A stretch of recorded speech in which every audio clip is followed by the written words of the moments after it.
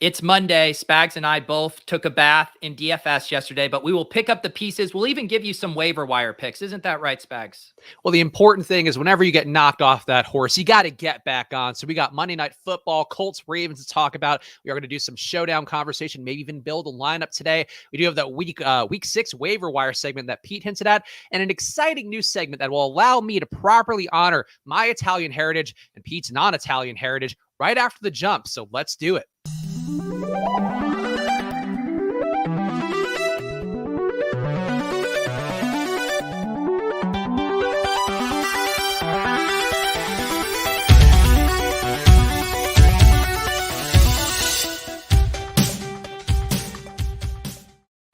Hello, everyone, and welcome to Splash Play, the fantasy football podcast for every game under the sun. And it is Monday here. And once again, I am Chris Spags, joined by your friend and mine, Peter Overset. Pete, we talked about it a little bit. We took our beatings, but how was the weekend besides that? Other than that, Mrs. Lincoln, how was the play? Yeah, it was terrific. It was fine. I was recapping DFS lineups this morning, and it was one of those kind of just shrug your shoulders. Didn't have any Devonta Adams, didn't have Derrick Henry. And, when the mega chalk goes off like that, and even I think I could have survived some of the Adams and Henry chalk because I did eat the Madison chalk. I did have Mike Evans. I had a lot of Mike Williams. So I was getting my points back, but then it was the ancillary pieces. It was all the cheap chalk went off too. Fournette, Kadarius, Toney. So there was just no way I was escaping that. Even the chalk defense, the Eagles in Washington did solid. So it was just a losing week when the cash game lineups are higher scored than my best tournament lineup.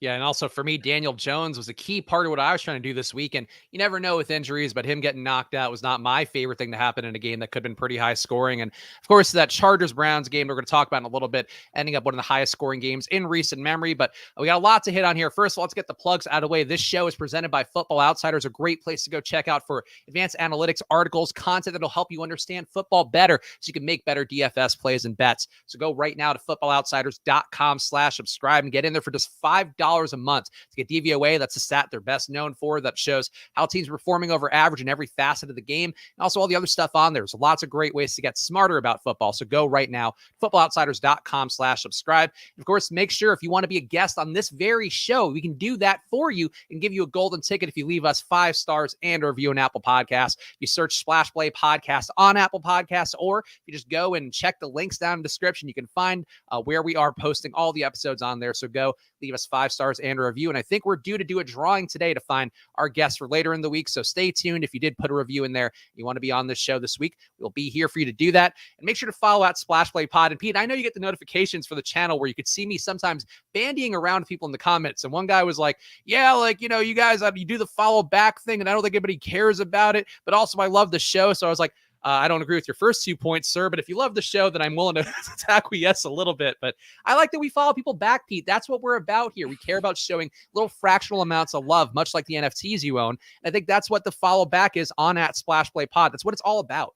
I've noticed the YouTube commenters, not just for Splash Play, but on even some of my other videos, they're getting a little chippier lately. I think everyone's losing in their fantasy leagues or at DFS, and they're just a little upset. I had a guy who was trolling me for my thumbnail photo where I was doing the pointing. I was like, is this your first time on YouTube, bud? This is how we get the clicks. It literally worked. You commented on my video. So I applaud you for going in there and battling the haters. I just ignore comments that I don't want to engage with, but I can always count on you, Spags, to get in there and mix it up.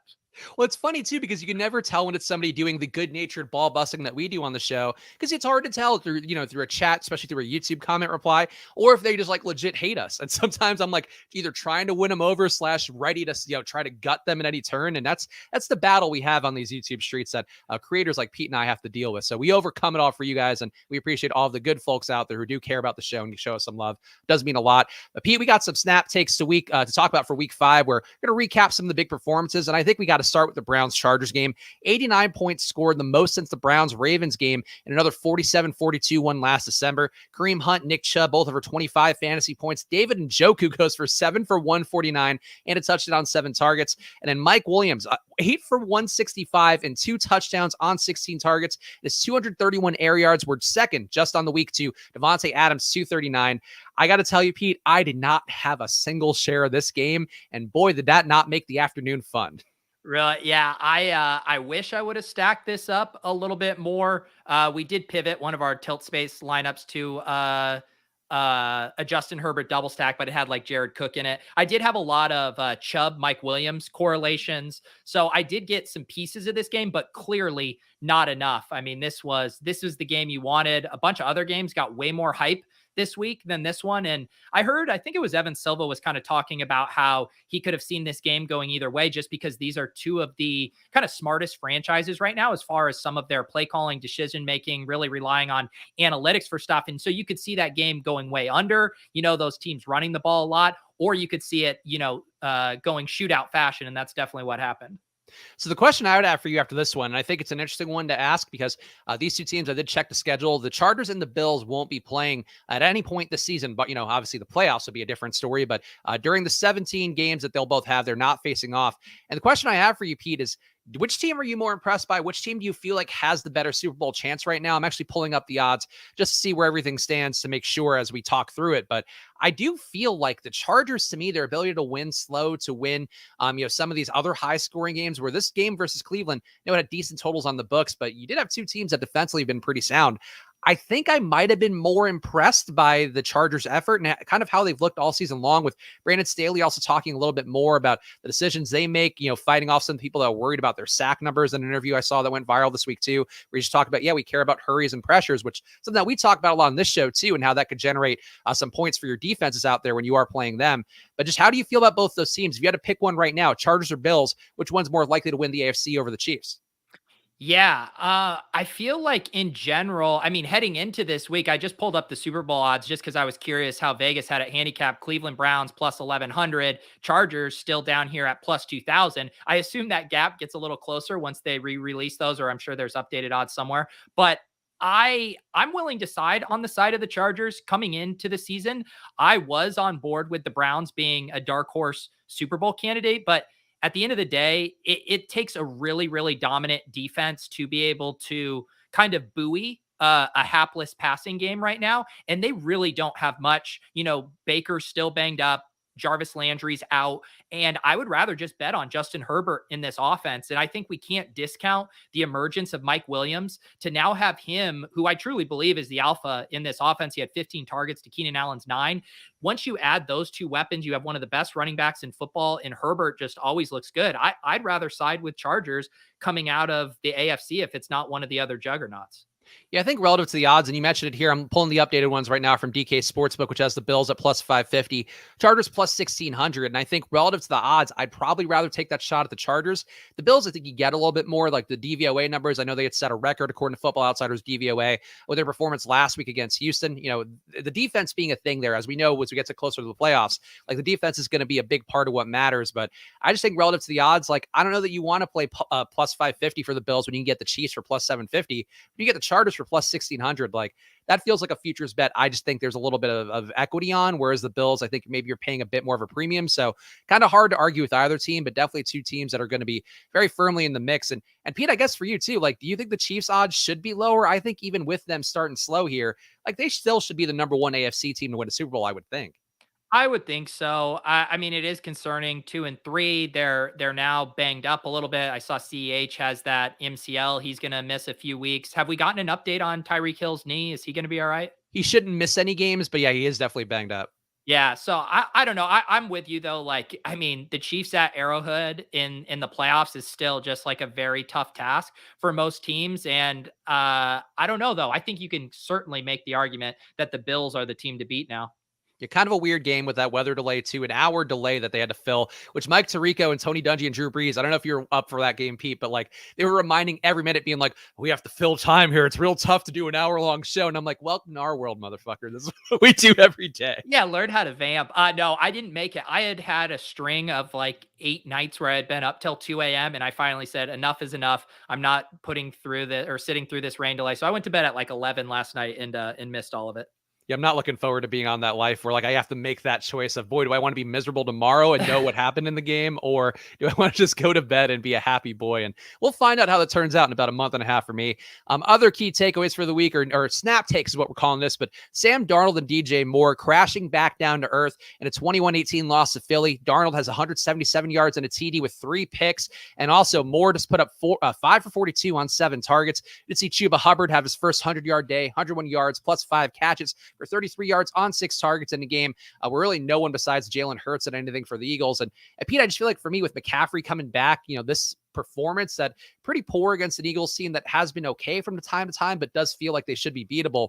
I don't know the Panthers. I mean, I think they were the one team you could point to their success early on. Did seem like it'd be hard to really rely on them to be that way moving forward, but I think this team is going to be as volatile as anybody, which is fun for the DFS part. Like as a GPP team, I think it's great, but I really did bank on DJ Moore this week, and I know he was chalk, and you were like, oh, the chalk receiver, it's going to be tough for him to get there. But this kind of game, Pete, I don't know that I thought it would be this bad.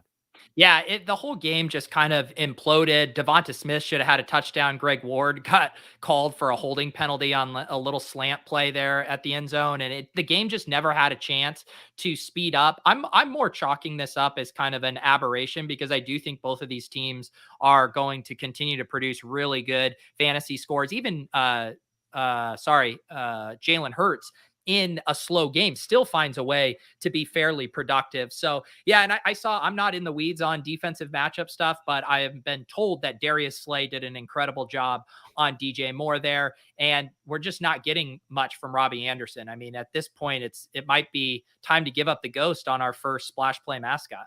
Yeah, that hurts me. I really don't get, maybe there was some weird fallout from the time of the Jets with Darnold and Robbie Anderson, but it did look like that was the only guy that Darnold had a real connection with until Jamison Crowder came on board. But I don't know. It's an interesting spot here. And I agree with you. Like, I don't know what to expect from the Panthers. As Nick's pointing out here, the Panthers' old line's pretty bad. Getting CMC back will be huge. At the same time, though, like getting CMC back will be important because they can't dedicate all the attention to stopping DJ Moore, but it just means that Moore is going to get less opportunity. And I really thought this would be a spot that he could end up with, 15 targets and have that Devontae Adams style game, if not exactly that game. And I just don't know what to believe in.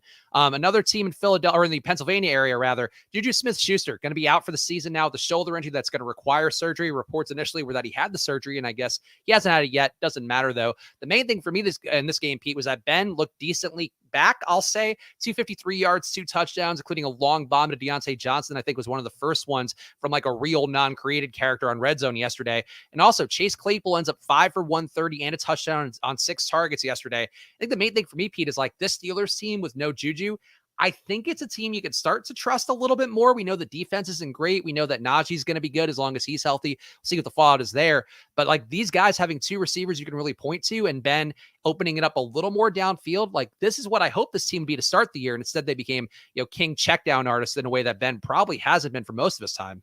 Yeah, I mean, this offense right now, I mean, Najee is just like a true bell cow. His usage is elite. So he's going to be in the conversation every week. And then they've basically just been cycling through which wide receiver has a big game. The offense hasn't been able to support more than one wide receiver. So I'm with you with this kind of target tree condensing without Juju. I think it's very good, obviously, for Deontay Johnson and Chase Claypool. And like you said, I mean, the narrative on Big Ben coming into this season was he's cooked. I mean, I said it a million times. I was worried about his ability to throw the ball downfield. Then he's injured. He has the pectoral issue and all that. And you're just like, how is this offense going to be able to function? And then he's chucking deep balls to Deontay Johnson and Chase Claypool yesterday. So I am a little more optimistic on this offense and probably will be pretty excited to play both Claypool and Johnson when they aren't catching a ton of ownership. Yeah, I would agree. I think just having that, as Pete mentioned, that concentrated route, the opportunities being smaller for the wide receivers or, bigger for them, but smaller for just who Ben's going to be targeting. Juju being the low checkdown guy, low A-dot checkdown guy, I think has been not a great role for him and one that has actively hurt these guys. So kind of forcing Ben out of his comfort zone a bit more. Clearly had some decent results yesterday, even though Denver did almost sneak that one out down the stretch.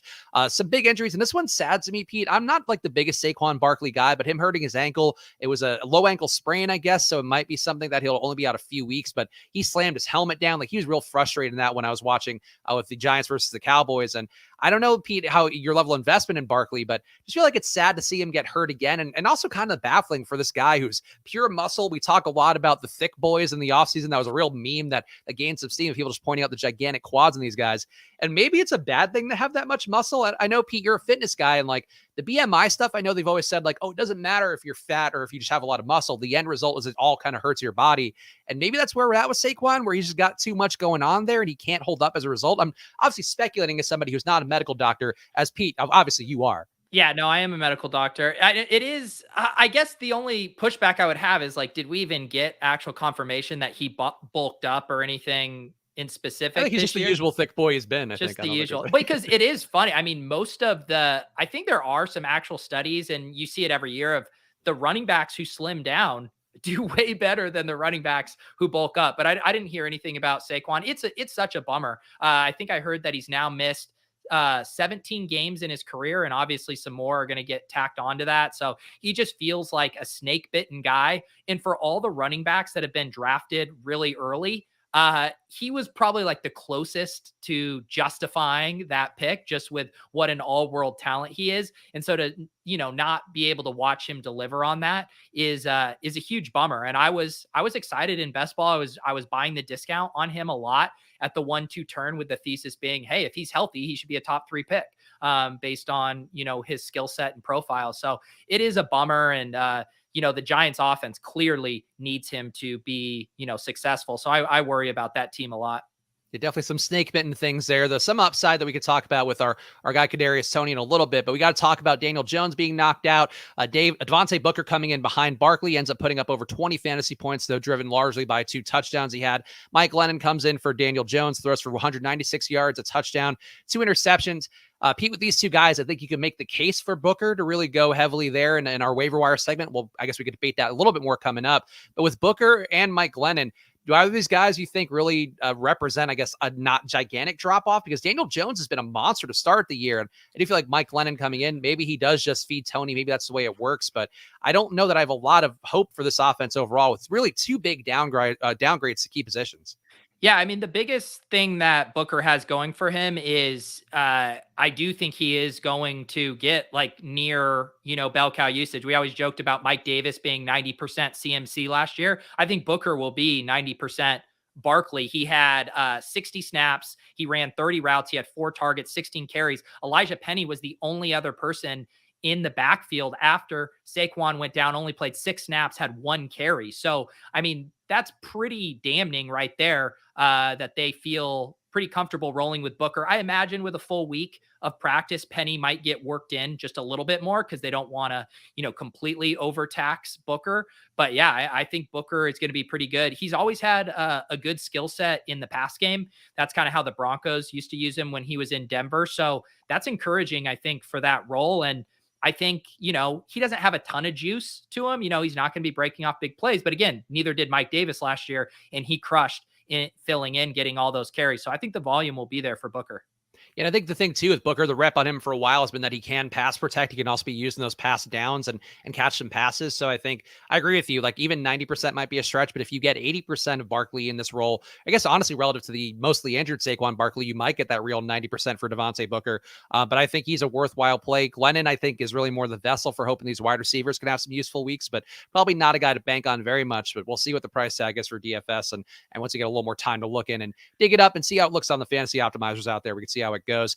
Our last knee-jerk reaction / snap takeaway we got yesterday, and we have to talk about this guy. Jameis Winston, 279 yards, 4 touchdowns with 1 interception, along with 6 rushes for 26 yards for Jameis. And Taysom Hill, fortunately, knocked out of that game with a concussion, but they did hold off Washington 33-22. And Pete, I think if Taysom stays out, this actually might be our chance to see big play Jameis. The thing that kept striking me time and time again is Jameis losing these red zone opportunities to Taysom Hill. Taysom Hill, certainly we know, has always been a favorite for Sean Payton for these gadget kind of plays, but I feel like if Jameis has the runway, he's going to chuck it. And we saw that yesterday. And I don't know that I would trust any receiver with him, but like a naked Jameis, I think at QB and DFS seems like a really appealing option. And same thing for fantasy. If we do know that Taysom Hill is going to miss a little bit of time. Yeah. I think I was very happy to see Marquez Callaway kind of return to form. He was this preseason darling that got off to a slow start. That interception, or sorry, Hail Mary that he caught at the end of the half was very cool. Also think Deontay Harris is pretty interesting in this offense now that he's getting a little bit of work. I will say it's still just an offense that doesn't seem to be playing too fast. They are kind of just trying to slow down. They're still running the ball a ton with Alvin Kamara there. So it's an offense I have a hard time getting excited about for DFS, but I do agree with you as far as like thinking about Jameis as a skinny stack. I saw my buddy Pat Carrain had a lineup yesterday where he had a Jameis, Deontay Harris stack. So some sharp people have been on this offense, and it's definitely a good buy low spot when no one wants to play them. Also, Pete, I don't know if you could fix this while we're doing it, but apparently the show's not going to the Splash Play channel. I have it. I had it selected. Okay, yeah, I don't know why. It's just our guy Ross is in the chat right now asking politely while pretending to be. You can just pretend. You can. That's one of our behind the scenes folks for Edge Sports who's helping us out with getting the show up on Football Outsiders. But yeah, apparently it's just going to just your channel, which is fine to me. But I had it selected just completely like normal, so I'm not sure what happened there. But we can get it. We can get you the file. You could upload it after. Yeah, worth pointing out too. Make sure you are subscribed to both Pete's channel and the Splash Play channel. Obviously, if you just want to check out Splash Play episodes, it's going to be easier to do that on the Splash Play channel. But we like having the conversation here because everybody's always hanging out on Pete's channel and engaging. So that's why we do that split that way for the way we're doing things right now. But Pete, actually, so I think we've covered all the main reactions that I have, and we have our new segment coming up next. So were there any other snap takes you had for yourself before we really dig deep to get into character for this one? I do have a bit of breaking news. Shake These asking, when are we going to get the Splash Play League? You told them that the Deposit Kingdom is the move for now. Shake These said, this shit filled before 7. What if I told you, Shake These, that I literally just got the email with the updated link for this week's rake-free Deposit Kingdom tournament, and I'm pasting it in the chat. So you have no excuse. You are literally getting first dibs. I haven't posted this in any show notes. I haven't posted it in Discord. The link is in there. It's a 400-man this week, $4,000 in prizes, no rake. Hop in it now. It will fill by the weekend. So now is your chance to get in if you want. Yeah, go check it. And that's a rake free one. So that's one thing we talked about the other week is that if you could save money just paying the rake to these DFS sites, that's one great thing you do for yourself. Obviously, competing in a fun channel like that one or fun competition coming off of Pete's channel or / ours, the Deposit Kingdom one is one that we're officially supporting here to throw all the muscle behind the community that's building in the Discord. So make sure you are subscribed to Pete's channel as well. And enjoying that tournament. The link's right there in the chat. So go check it out. I don't know what's going on. We'll figure out what's going on with the Splash Play channel, but appreciate the heads up, guys. Pete, let's do it. Let's get into character here for our new segment. And I feel like we need to clarify the rationale as I put on this clip-on tie that's like too small for my gigantic head and in a very embarrassing way. People love the crystal ball segment, Pete. I know you retweeted it.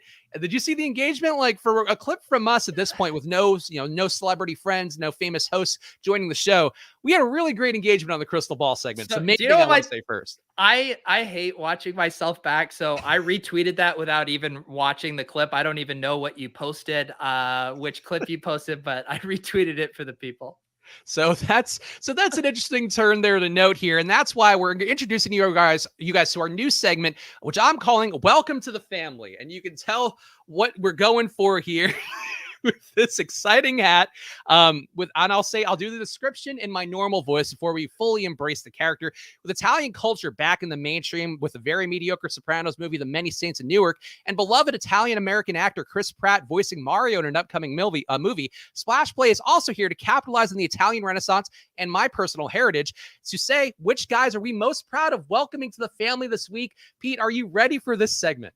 I am ready. I feel like it's somehow more culturally appropriate for you to be doing this impression than me. So if you are trapping me into getting canceled, I'm going to take you down with me.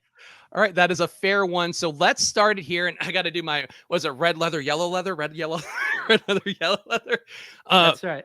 The first guy. So we got the family here. We got to get everybody involved. That's the first thing we say. Get in here. We get the family. Let's go. Come on, everybody get in here. There's a little Chrissy here, Petey Sunshine over there. We're going to introduce some guys, induct them really to this thing of ours, this family of ours. And the first guy up, a fellow proud Italian-American just like me, Kadarius Toney. Oh, that was going to be one of mine. You're thinking my little boy. I wanted to induct him into the family. Go ahead. You do it.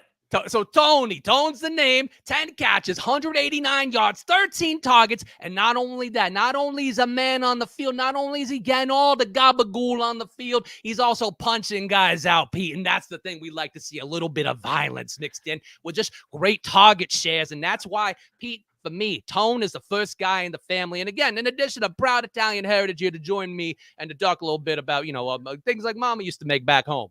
I love seeing little Toney come into the family. I mean, this kid, it's been up and down, but he's a good kid. I know he tried to throw a haymaker on a man wearing a helmet, but he's a good kid, and he's balling out. I haven't seen a giant like this since Odell Beckham's. I absolutely love it. So Kadarius, Tone, welcome to the family. Tone, I couldn't do an Italian 7 without having a Tone on board. Pete, do you have a guy you want to go to, or should I just continue to go down my little list here? No. Come on, share the love. Pass the meatballs over to your brother Peter, okay? We got some guys I want to talk about here, all right? I'll tell you what. Up here in Buffalo, they used to never throw the ball to the tight end, okay? It was 4 wide. That's it every day. But my boy, Dawson Knox, I'm ready to bring him into the family, okay? I want to pass him the red wine. I want to pass him the breadsticks. This guy goes 3 for 117 and a tutty. I love this guy, Knox. He's a part of the familia now.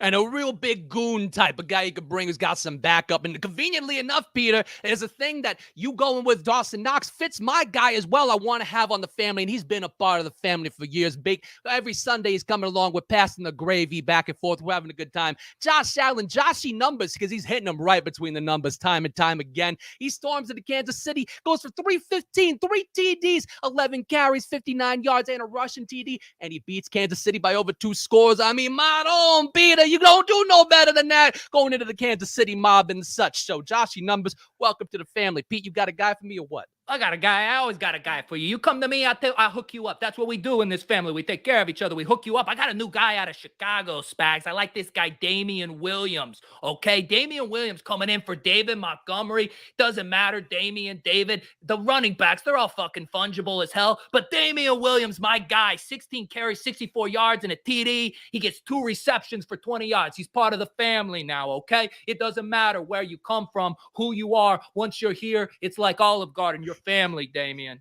A lot of your references, Pete, even though you're true Italiano paisan, seem to tie back to Olive Garden in a way that's very disrespectful to our culture on the day, canceled holiday today that we don't reference anymore. But either way, I will say that I would say Damian's nickname, if you had to give him one, we all have these guys nicknames if they're going to be in the family. I'm going to call him the Omen. You know why, Pete?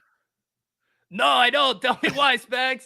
Because his name is Damian, and he's bringing pure demonic things to everybody he comes across. That's Damian Williams. Speaking of a guy I like to call Jimmy from the block, James Robinson, once again putting up 18 carries, 149 yards, and a TD, along with 1 catch in the game when no one else cracked 12 fantasy points. And it don't matter what Urban Meyer's doing with his guma on the sidelines. Jamie Robinson, Jimmy from the block, he's going to show up every time, get you those numbers. So keep running them out there, because the Jaguars are going to lose a lot. And you know how they lose? Run out the clock with Jimmy from the block.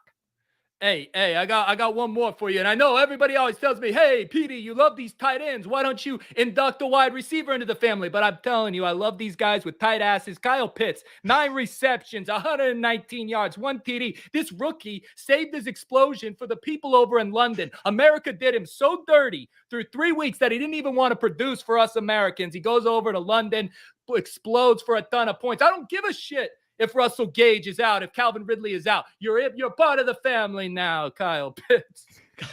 Kyle Pitts probably got the boost from the crystal ball segment the other day. We talked about him being a great play. Pete called it out. There he goes. He goes over to London, has the best game of his life. No coincidence there. But our last guy for me, I'm going to call him Sir Lancelot when he's in part of the family. Trey Lance starts, goes 15 for 29, 192 yards and an INT. That's not important. That's the part people will go, Trey Lance, he ain't ready. Kyle Shanahan, big Kyle over in the Bay Area. What are you doing? You got to play this guy over Jimmy Garoppolo, another proud Italiano. So either way, we're winning there. 16 rushes for Sir Lancelot P. 16 rushes. You know how many rushes that is for 90 yards? I'll tell you how many rushes. It's 16 rushes. It's 16. You told me, and I was wondering if it was a trick question, but it is actually 16. 16. Who would believe? That's more than a dozen, Pete. You ask for a dozen canoles. You know what you get? You don't get 16. So in this case, Sir Lancelot, welcome to the family. When you're here, your family, as we always say, is proud, true Italianos. You know what? They call a baker's dozen 13. I call an Italian dozen 16, Spags. So, because you always get more when you're with the family. That's how it goes. So, and there goes scene. So, there goes our first welcome to the family. How did it feel, Pete? It felt awful, and that's what this show is here for you and I to feel awful and entertain people at 3 p.m. Eastern on a Monday. I mean, look, the main thing is that we're bringing Italian American culture back to the forefront, and that's what matters to me here. I know I put in the description. It bothers me to no end that Chris Pratt's the voice of Mario, and I know I wasn't submitted for casting Pete, but I do feel like it would have been helpful to have an Italian American, a real Italian American, not some COVID denier like I think Chris Pratt is. I don't want him playing Mario. I want a guy from the block. I want James Robinson. I want Jimmy from the block playing Mario. I haven't even seen the trailer or even read anything about this. My pop culture game is so weak right now, so I'll just take your word for it. Well, so my girlfriend just texted saying, love you the most, but the way I'm excited to have 2 floors of separation between us during a Splash Play recording, ... So I think that means that, Pete, this is a successful bit that'll be here part of our lives every Monday. Yeah, I think Lauren normally roasts me if I'm being too loud. This one might have not made my way to her, so that's good for me. Worm369, by the way, saying, I feel a canceling. No, because we are, in fact, honoring my heritage and the people that I hold near and dear to my heart. So if anything, get canceled. Yeah, well, no, you can't get canceled because you're helping me support my culture. Whereas like somebody critiquing us could get canceled because they're not, they're then speaking ill of an Italian person doing an Italian thing. Okay. All right. Thank you. Please. Yeah, no, we built a mousetrap here, Pete. Don't worry. You're safe. I really want to call you Petey Sunshine. I think that's a fun mobster name for you. Like if you want, if we workshop it if you want, but Petey Sunshine just works for me. What about Sunshine sounds like a cool mobster nickname? Well, because it's not really like they would call me Chrissy or whatever. Like they called Christopher on The Sopranos Chrissy, and like that's not a cool one either. It's more about like, oh, here's a thing that makes you different because you have such a glowing disposition and also blonde hair. You'd be Petey Sunshine. Okay, I'll take it. Now that when you put it that way, thank you. There we go. So now we all feel good about ourselves. That's what Welcome to the Family is all about. We didn't do any stereotypical hit list. No, sir. Welcome to the Family is what we're doing. But let's do the waiver wire snake draft, Pete. It's time for a real segment where we just get to be ourselves. I guess, though, some could argue maybe I was being myself in that last segment, but it's time to do our picks in snake draft format. The waivers are honestly really fertile this week. We complained last week, Pete, that it was kind of ugly. This week, we got a lot of guys to go at. And because you were such a great sport helping me put on that segment for the culture, I want to let you go first here. Who would be your first pick in our week 6 waiver wire snake draft? Yeah, we have the slam dunk pick. We already mentioned him, Devonta Booker, with Saquon out for what I'm going to assume is at least a couple of weeks. I think he is easily the best waiver wire pickup. Like we said, other than Elijah Penny, no one in this backfield really getting any touches. He does have the 3-down skill set, being able to catch some balls. So definitely a situation where you can use your number one waiver priority, use, 15 to 25% of your remaining fab, even more, I would say, if you're in a hole or really need running back help. I think Booker is a very solid add. I would agree that Booker is the choice, but I would say if you're going to go to a Giant, and I know this one's going to get murkier, though Kenny Golladay also being bagged up, maybe not so much. Kadarius Toney, still available in 89% of leagues. And again, in addition to being a proud Paisan, his name is Toney. How could he not be? I would say, I really thought there were a lot of priors for him in college that he looked like the poor man's Devonta Smith to me. And I know that became kind of the media trope as well. And then enough to a point where other people had kind of nickel and dimed Kadarius Toney a little bit coming in. But I think we saw the upside there. For him to put up over 30 fantasy points without scoring a touchdown, and in a Giants team that should be desperate, Toney wanted to push. I mean, he was pushing to play. He was mad he wasn't playing. Now he's getting that shot. I worry about Shepard coming back. I worry about Slayton coming back. I worry about John Ross, honestly, still looking like a viable part of that offense, even though he didn't do as much yesterday. But Toney, to me, is the guy that can put up 10 targets and keep getting open and keep creating separation, especially for a guy like Mike Glennon if he starts for a little bit here. So to me, Toney, if he's available in your league, I would spend a pretty good amount if your wide receiver situation's dire. He looked legitimately good. He was a guy that basically most people hated as a prospect, had a very weak prospect profile, but you just can't deny that he looks really, really good on the football field. And we were talking about it on Ship Chasing too, where he's a guy I wanted to make a bet on just because there is a black box nature to who he is as this rookie with not a ton of production, but clearly the Giants saw something in him to take him in the first round. And that draft capital means a lot as far as how much a team is willing to give those guys opportunities early in their career. So yeah, take stabs on Kadarius Toney for sure. I get one more here. Do you want to make your pick that I could steal it from you? No, actually, I feel like there's a pretty big cliff after Booker and Toney this week. So I'm curious to see where you go 3. So I'm actually, and I think tight end is where I could go to, using the RotoViz article, looking at it again, which is one of the better parts of really RotoViz doing a lot of great things. But Sam Wallace has put this together for everybody in tremendous depth. And that's what Pete and I pulled out that we're not playing on ESPN leagues for the year. But I like tight end this week. And I think I will take the stab at David Njoku. And I know, like, I don't have the faith of him putting up numbers like yesterday, but he's been better than Austin Hooper every single game. And Austin Hooper, like we were talking about, the money is definitely a thing there. Same thing as the Toney draft capital. But I think with Njoku playing as he is, getting, not as many air yards, but just being a beast. He only had like 70 air yards, ended up converting that to 150 yards. Like, that's an amazing outlay for a guy that we know has had the potential, but it has been injured, has had other guys come in, taking some shine. At a certain point, something has to give here. And I think they have to feed Njoku more. So I'd be willing to take that stab, Pete, though I feel like I could see you feeling differently. Yeah. I don't mind that. I don't mind that at all. I think that checks out for me. Okay, so who would you want then? If there's another tight end that you liked this week that did not quite pay off, that's available, it seems. No, I don't. Tight end's always so tough. I was gonna go over to Gio Bernard. He's available in 89.2% of leagues. He did get in the end zone this week. The knock on Gio is the Bucks aren't in a ton of negative game scripts, but I also think even in closer game scripts, he'll be used a lot more. And so this is kind of a sneaky time to put him back on your roster. And this is more PPR specific, but this was an unusual game for the Bucks, and when they just absolutely blew the doors off of Miami. So in games where it's even within a score, I think Gio's going to be on the field a lot more. The team is pretty much done with Ronald Jones, and I don't think ideally in close games they want to be giving Leonard Fournette, 95% of the work. So I'm pretty interested in Gio Bernard in PPR leagues. All right, and you got one more pick here on the turn. So who would it be for you? Let's see. Maybe we will. Man, this week is so gross. And to remind people, what we're trying to do is only give picks on plays that are available in 80% or more of leagues. So if there's some low-hanging fruit in your league, obviously this does not apply. I mean, last week we mentioned Jamison Crowder. Early on in the season, we mentioned Rondell Moore. I think those guys would be up there in the conversation. I'll give another kind of deep play, and this is with all of the injuries in Miami. We saw Devonta Parker ruled out again. Will Fuller's out. And Preston Williams, who flashed early on in his career. He had 60 yards on just 3 receptions. To me, this is clearly just a play on this, wide receiver group not being healthy, and Preston Williams having proved it in the past that he can produce. So I think Preston Williams is worth a flyer on the off chance that Parker and Fuller continue to miss time. That was actually one guy I was thinking of too, because those guys have been banged up too. It might be back in practice this week. And even though he, as we talked about in the early parts of the season, like I don't think Tua is that great, but I think he's better than Jacoby Brissett and has shown a little more willingness to get the ball downfield. So I think that's a pretty savvy one.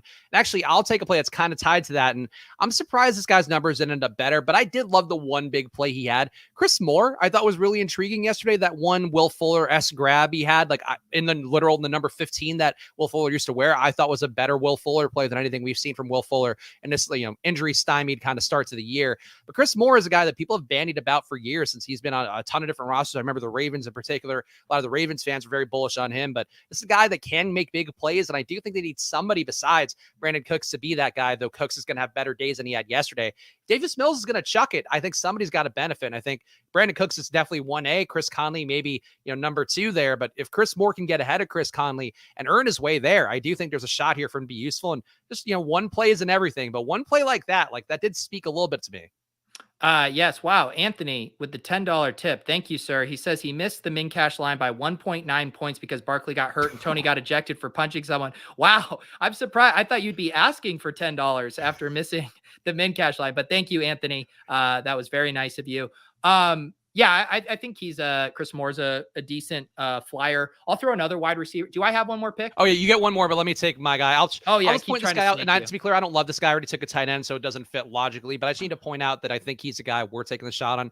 Ricky Seals-Jones apparently available in 99% of leagues. Like he didn't pay off this week, but we do know Logan Thomas is a viable and valuable role in some of the softer weeks. I think we could see Ricky Seals-Jones have that 2 touchdown spike week. So if you're just desperate at tight end, you don't get an Njoku, everybody else is gone. I think to me, just kind of got to plant a flag here for a guy in the 4th round that I think of our waiver wire snake draft that looks okay. And Ricky Seals-Jones, I think, is the very definition of looking okay. So Pete, you can take the final pick. Yeah.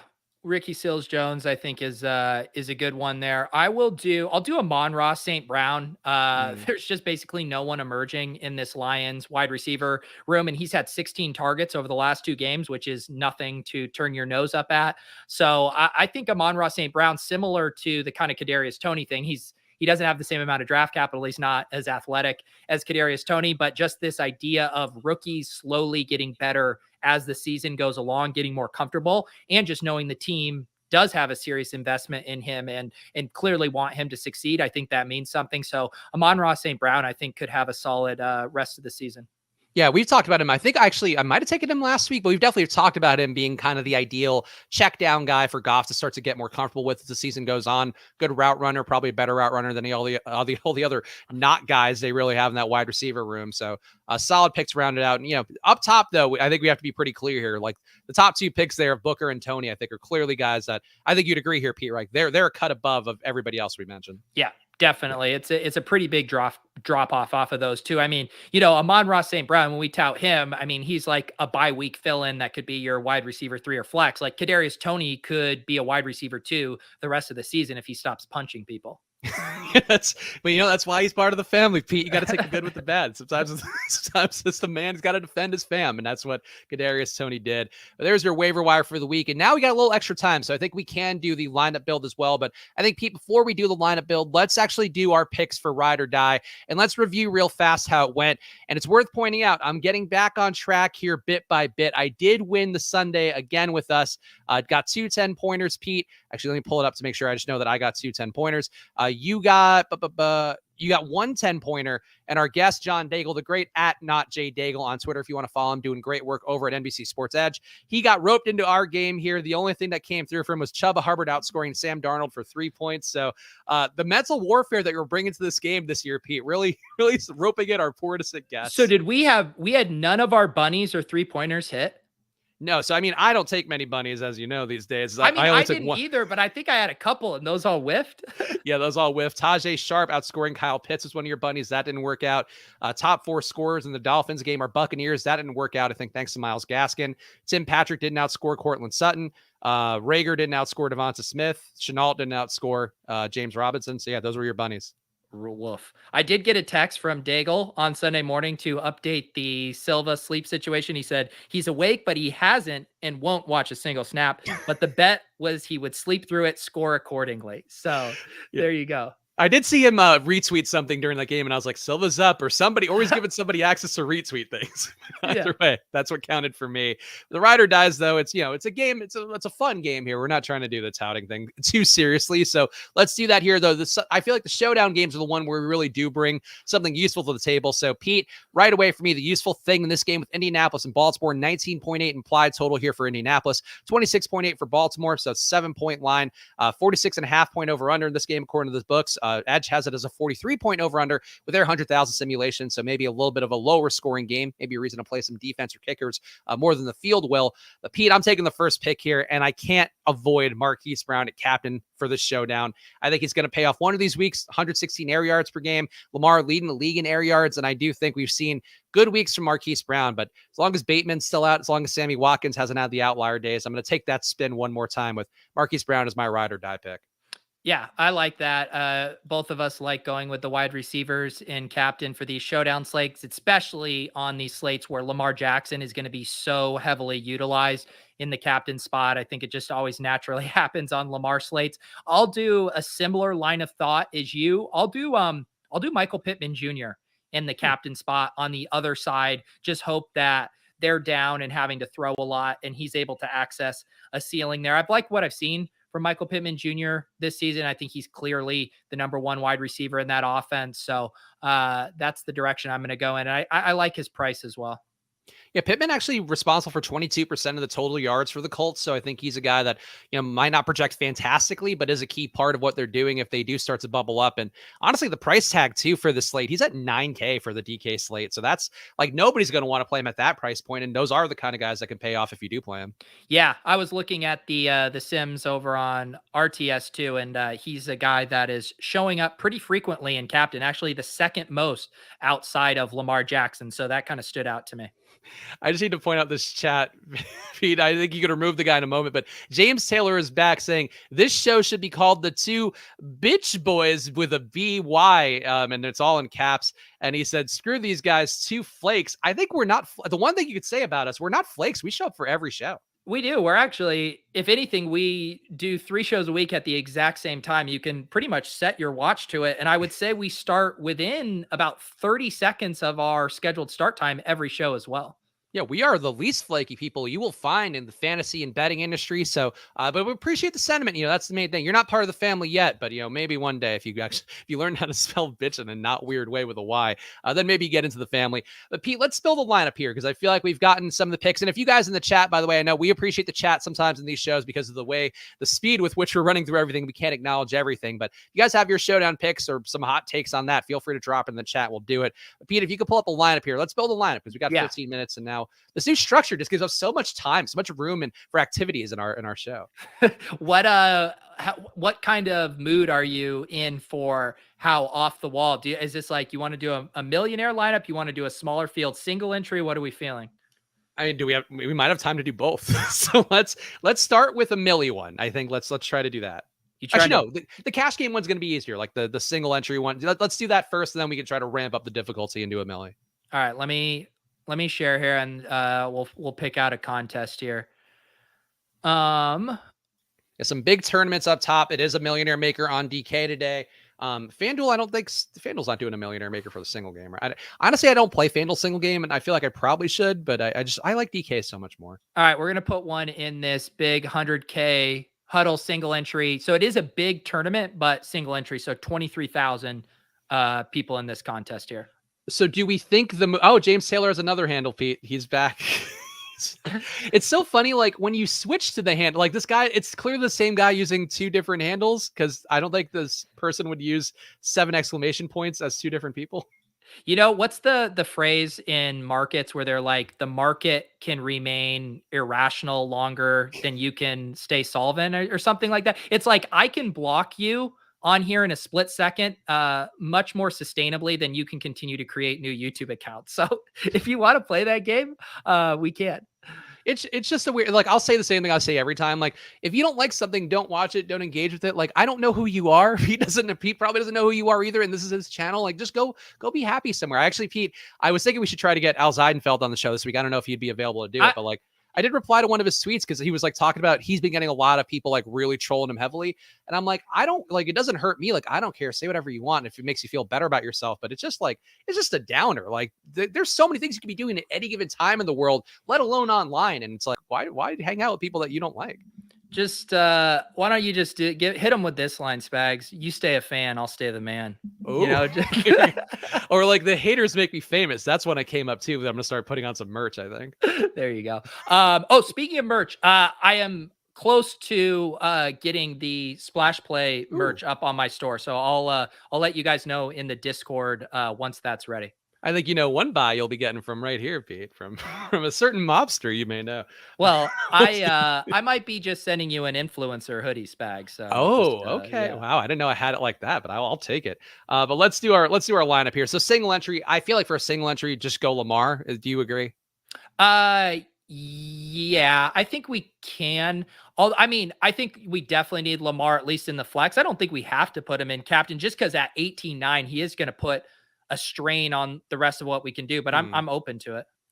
I think let's start there just because like he's going to be 35% owned. And I feel like in a single entry, you can beat the field with some of the lower owned plays elsewhere. And I just want to get that floor. And I just find it hard to believe Lamar, like he's thrown deeper more than ever. He's running as much as ever, running over 10 times a game. I'm willing to take that stab here. So he'd be the first one I'd go with if you want to try to follow that up here.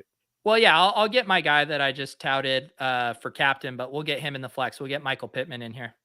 Okay, Michael Pittman, so that's a decent price tag on him. I feel like we got to start getting in. So maybe the way we'll get different with Lamar at captain is not going to the obvious Marquise Brown. Let's go the much cheaper Sammy Watkins then.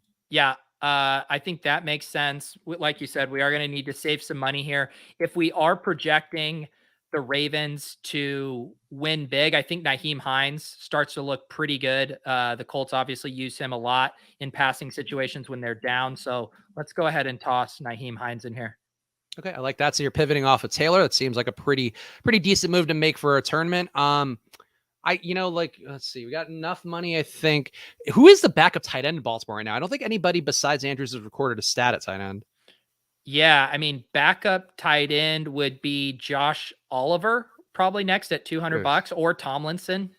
I think, you know what, let's go Latavius Murray instead. I feel like he's got kind of that share now. Wouldn't be shocking to see Tyson Williams be laid out once more, just from not, him being inactive last game really threw me for a loop, but it does seem like they trust Murray more, so I'm willing to go to him.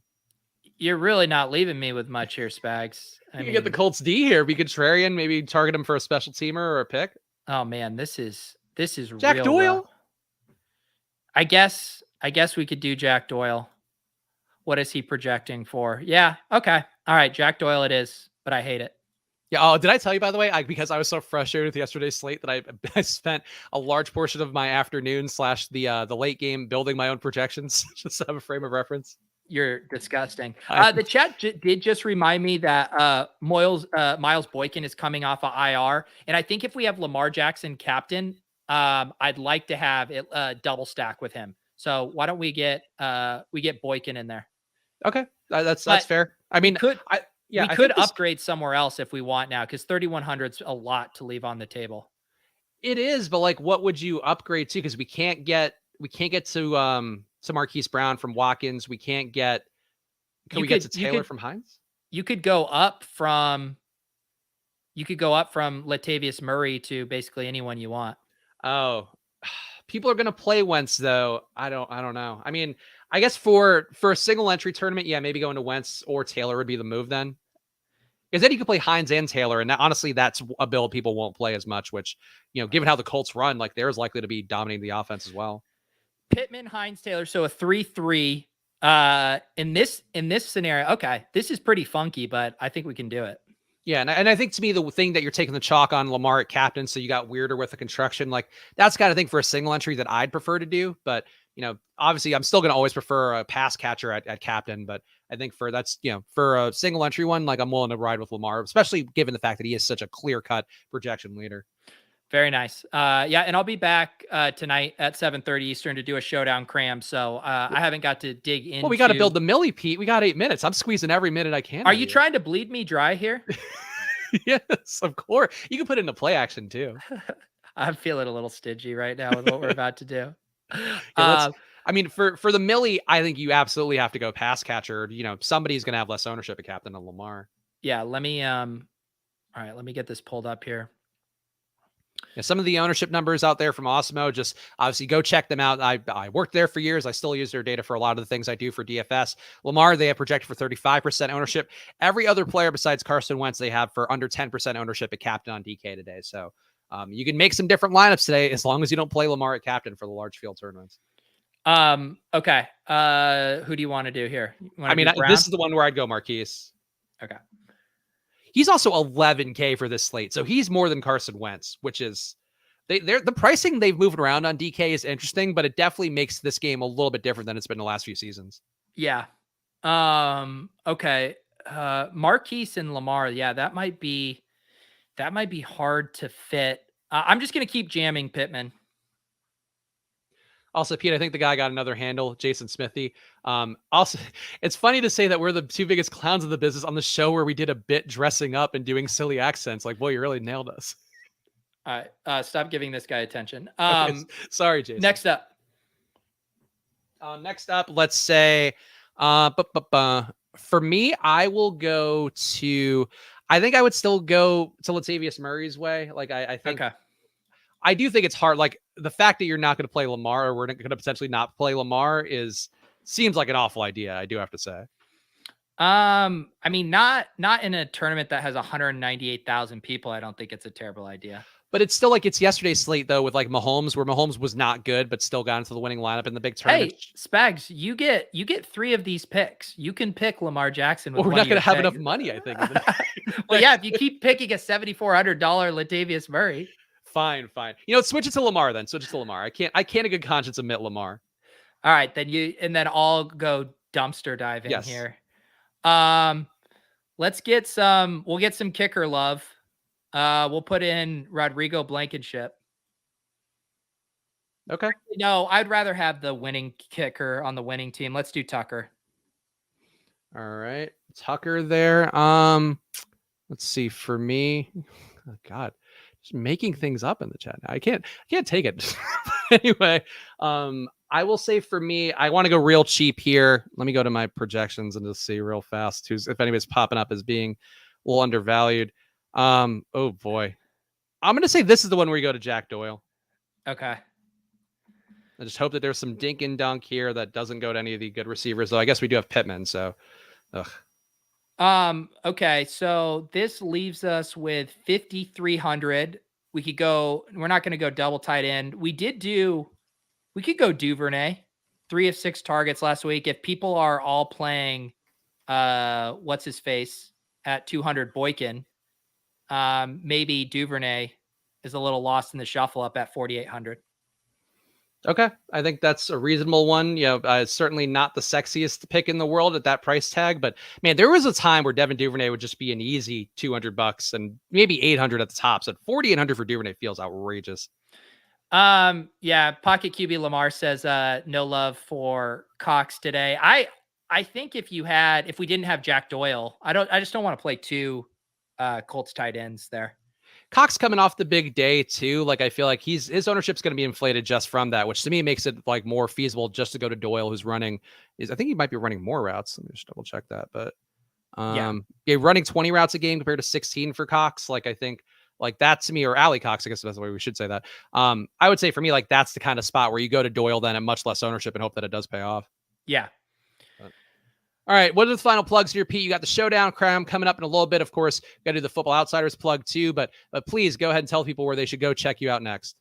Yeah, I'll be back tonight, 7:30. We'll do a quick Showdown Cram, run the Sims, all that stuff, see what is popping after we get all of the inactive news coming in. And yeah, that's it for me tonight. I also do first look at salaries for week 6. I'm going to be doing that for Pat Mayo's channel. I'll be recording that in a bit, so you can keep an eye out for that too.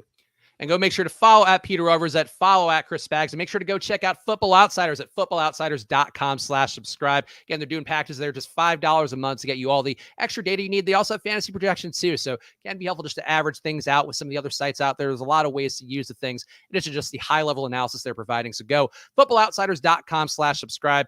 And actually, well, I guess we should, we didn't do the randomizer pick, Pete, but you want to just announce that in your Discord and pick somebody? Well, what is it? Is it the same spreadsheet that we're using that you sent me a while ago?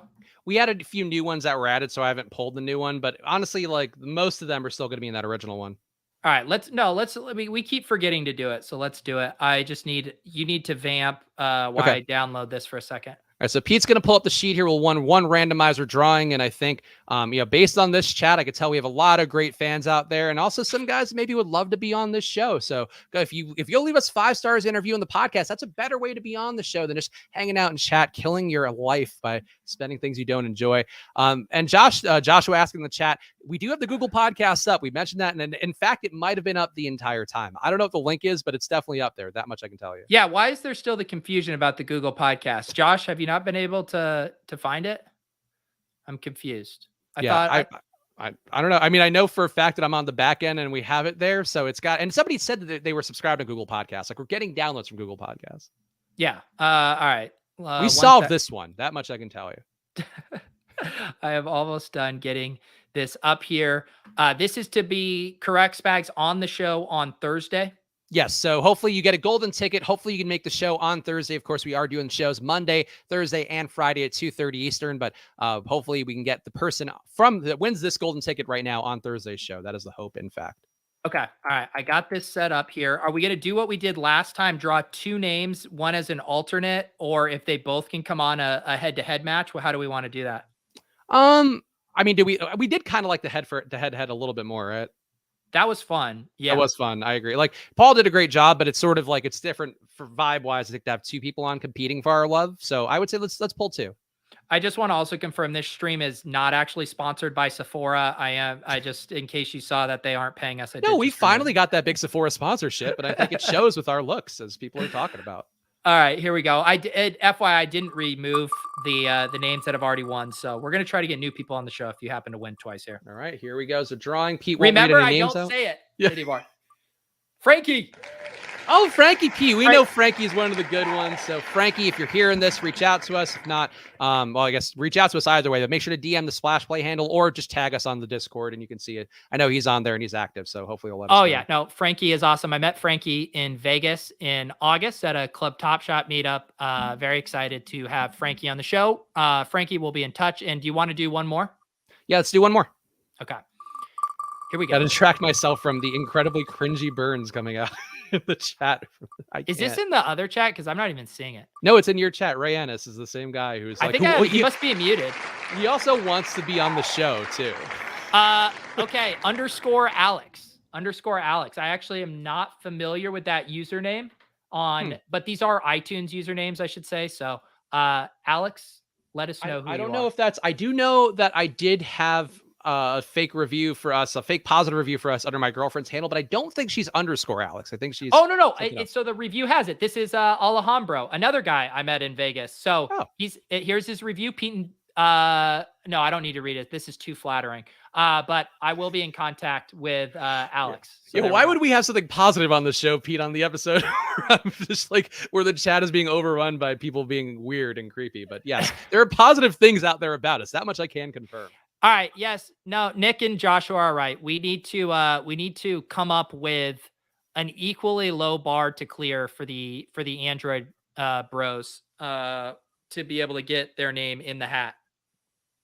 Yep. So there you go. So make sure to do that. I mean, is there a way to pull that's easily done from Google Podcasts? Like I do have the back end. I just don't know what anything is.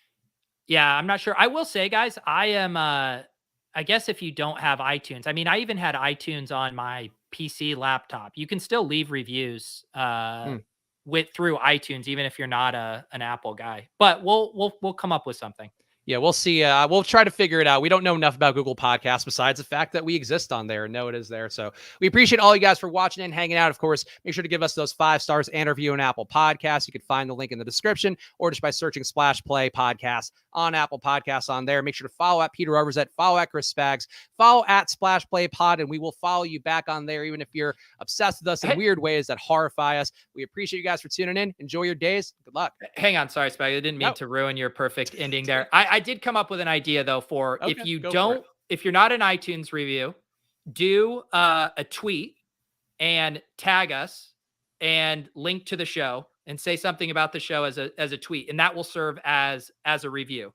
And then Spags will have sweet retweet fodder on the Splash Play account, and we will have your information to add you to the wheel. So if you can't do the iTunes review, do a public tweet that all of your many followers can see, and we will add you to the wheel. Does that sound good, Spags?